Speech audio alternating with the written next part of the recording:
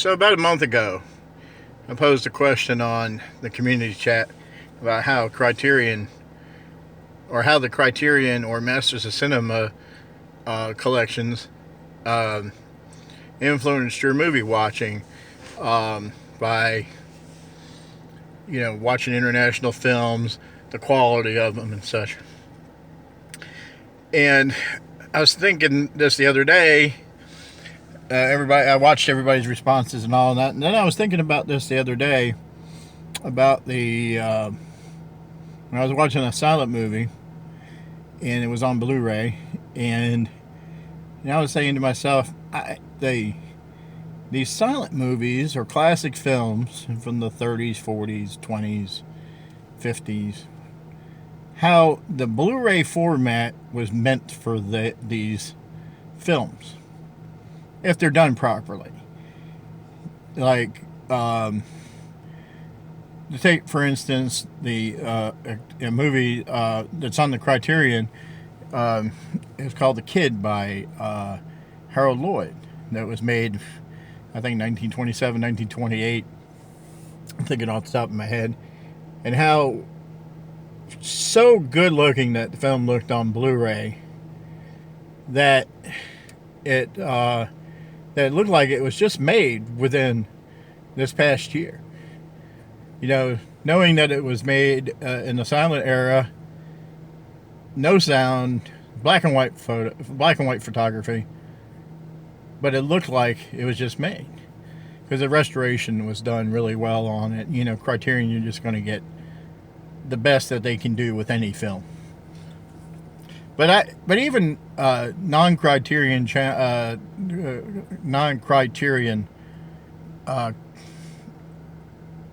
titles do look good if they're done correctly on Blu-ray. And I like Ben-Hur looks great on Blu-ray.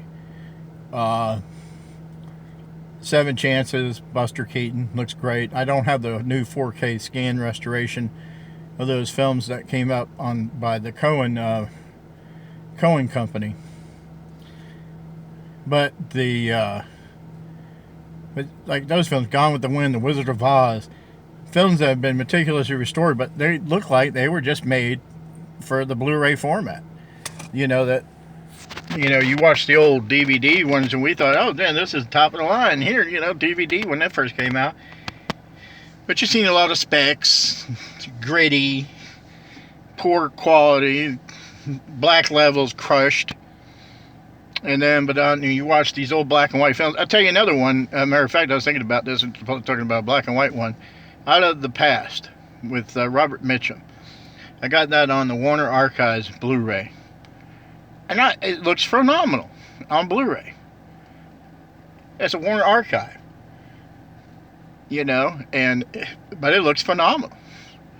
Looks like it was shot. If I didn't know better, that Robert Mitchum's been dead for years, and half of the cast members have been gone except Kirk Douglas. He's still kicking, but it looks like it was made a week ago.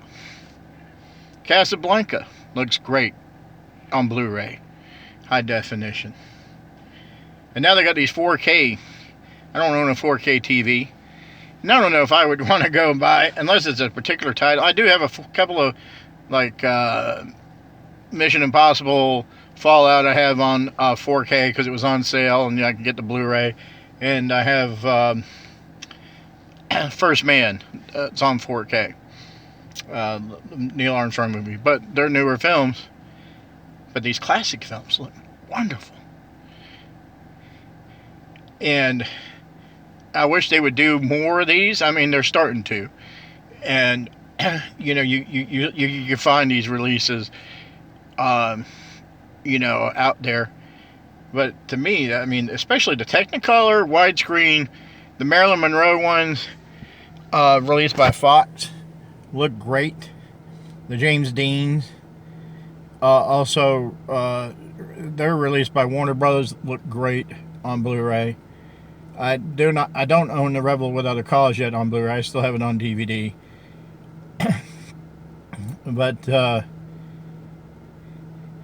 my question to you is, well, there's a couple of questions, but the one thing, don't you think, or do you think, that the Blu-ray 4K formats were just made for these silent films?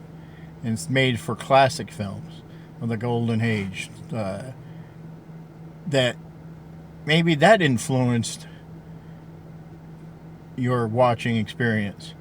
Because a lot of these films, like if you had watched them before, maybe on TV and all, they were bad prints, they were skipping, or they got dirt spots, the sound wasn't syncing, so their lips are moving, but you don't hear anything until 2 seconds later. The crappy prints that you would watch on TV. But now that you own a Blu-ray of it, or DVD, or a decent high definition format of it, does that have made you watch these movies more, or have them in your collection because they're on that format? And how do you look? Where do you go to look for how these films look? What kind of reviews? Like, I go to Blu-ray.com and I look at the reviews of some of these Blu-rays that come out, and I trust them. They give you screen captures. They tell you about the sound quality of the films, and they also tell you the picture quality. And I trust them because when I go there first, if I'm interested in a movie that's coming out, and I go there and I read the review first to see if it's worth paying the kind of money for. Now, I know with Criterion, I'm sorry I keep moving around, my arm gets tired, but I know with Criterion, you're definitely going to get the best that they can make of what film they have. Kino, the same thing. For a while there, Kino wasn't doing any restoration work, or very minimal restoration work, I should say, on their films or films that they were releasing through their company. Now they're doing some, and then the few but they still look great. They still look great. I guess they got the best elements. I watched a movie called Compulsion a few months back with Orson Welles, made in the 50s, and it looked great on Kino. So I have no complaints with them. I don't own any Masters of Cinema, so I couldn't tell you, but I imagine that it's probably high quality. You're paying good money in the UK for these type of films that you want. But I really think that the silent cinema has kind of resurged a bit. I haven't looked into it, but the sales of them, because more people are watching, like Metropolis, or The Last Laugh, or The Cabinet of Dr. Caligari, The Big Parade. These films, or Wings, the first motion picture winner, look great, phenomenal on Blu-ray. So, those are my questions are about the,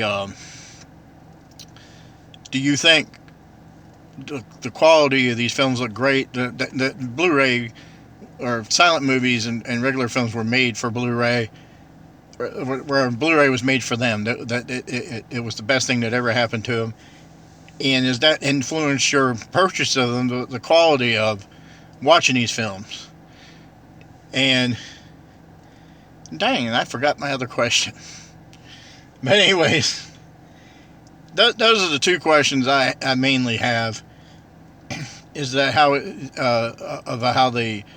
these Blu-ray releases in HD influence your watching of classic films, or you were because you're not getting the dirt, gritty, shitty prints that you see on YouTube.